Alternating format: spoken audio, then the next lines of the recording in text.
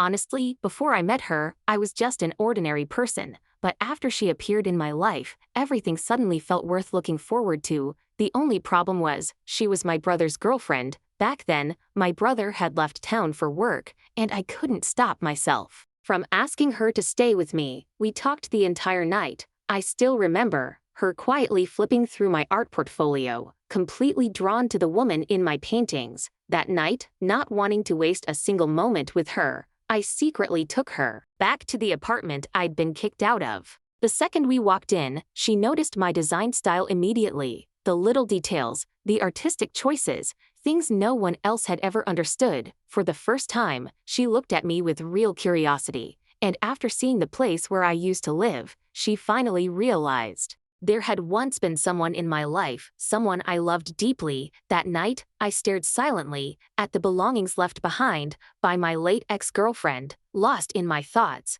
and then suddenly, she walked toward me gently, like she understood everything without words. Because she was the first person who truly understood me, I took her to the secret place my brother and I loved as kids, a treehouse our father built for us years ago. The view there was beautiful, mountains, water, peaceful in a way the world rarely is, and in that moment, I knew her smile was real, not forced, not polite, real. But the more time we spent together, the more I realized how deeply captivating she was, and strangely enough, the thing that pushed our love forward was a disaster. That day, the emergency sirens suddenly went off. A tornado was coming. I grabbed her hand and hid with her in the bathtub. She was terrified. I tried to calm her down. Tornado warnings happen here all the time. It's nothing unusual. But no matter what I said, she still trembled with fear. Honestly, I should probably thank that storm, because it sped up everything between us.